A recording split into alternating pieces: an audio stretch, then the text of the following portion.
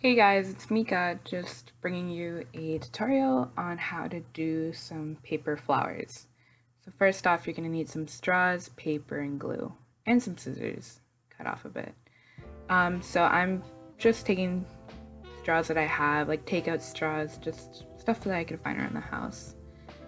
And what you're going to want to do is, now that you have it, you're going to want to kind of cover it with something green to mimic a stem.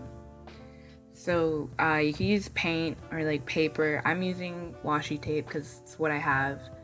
So just do that, and as I'm moving slow, this is like a little voiceover, so you're gonna have to excuse me if I'm a bit out of sync. And I'm just gonna continue doing that. I'm almost done. I'm gonna leave a little white, and you'll find out later. So now that I have everything, I'm gonna need my paper. So I'm recycling paper. This is paper I got in a package, and I'm just gonna like smooth it out because what I want are like squares. So I'm just gonna smooth it out and cut off what I don't need, which is like the ripped part. It's great to use. You could use tissue paper, just construction paper, or like just plain like printer paper. It all just depends on what color you want your flower and how much kind of structure it's gonna have. So you kind of want something, you don't want something as loose as tissue, but you want something like that has a bit of body. So I'm just using various folding methods to like make it into squares. Like the idea is that you want squares of different sizes because they'll give you like different layers and petals. So a good way to get a square is either to like fold it in fours or to do like the triangle method and then like cut off the excess. So I'm cutting off smaller ones, but I'm also going to cut off bigger ones. And I'll just have them waiting for me for the next step. So as you can see, like I don't want petals that big, but I still want them a little bit bigger than what I just cut. And you're going to want to save the scraps because we are going to use it later to come up to add more details to our flower.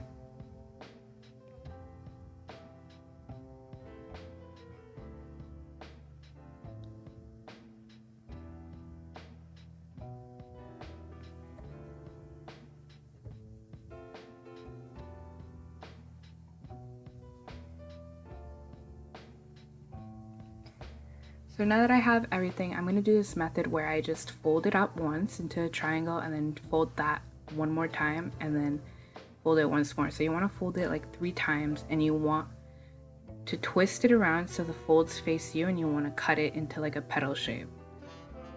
So it sounds a bit complex, but I do it like a few times. So you're pretty much just going to want to start it as a diamond, fold it up once, fold it up another time, and fold it up one more to a total of 3 times. And then you're gonna want to cut like half a petal, and you want to be sure to not cut it like fully, otherwise it's gonna pretty much break it apart.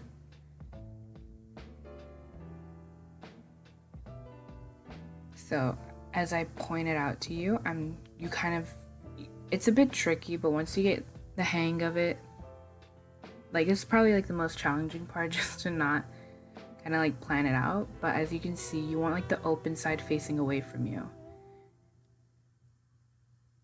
and you don't want to close like the closed side.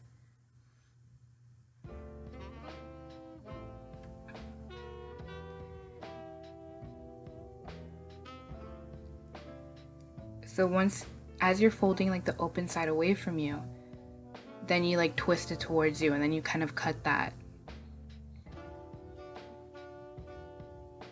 So once you have all of them, you pretty much want to use the scissors and just poke a little hole so it'll fit through your straw.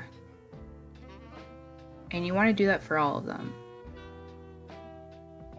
And you got to be super delicate, especially if you're using like very thin paper, because if your scissors just kind of go, you'll break it apart. But you definitely, and what I'm doing right now is I'm pretty much just gluing the last petal in place with glue gun. You don't need glue gun, any glue would be fine. But keep in mind, if you're using like white glue, you want it to let it dry for a bit.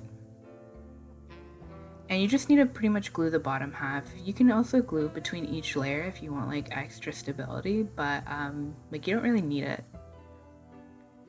So I'm kind of just adding glue just to be sure, because then I'm going towards smaller petals. But yeah, I also add tape at the end just to like secure it and add like a bit of a stem. But you pretty much don't need to glue like further on. It's only like the last, like the bottom layers that you want to make sure are like really secure.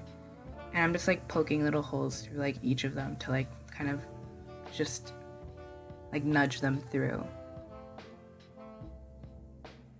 And if you're doing this, like also you're more than welcome to experiment with like different colors, different square shapes. You don't have to make them as big as I do.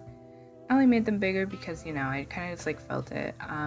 The only consistent part is whatever paper or color you are using, you want it to be like squares. So here's just me adding that little bottom layer with my tape.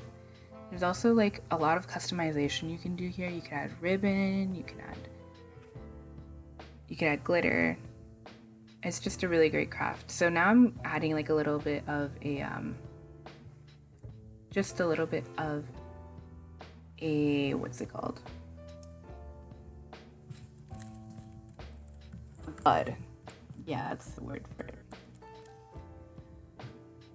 So I'm doing this method where, well, the good thing is I'm not gluing it because I have a straw, and I'll show you why that's useful, but I'm pretty much just trying to like fit it in.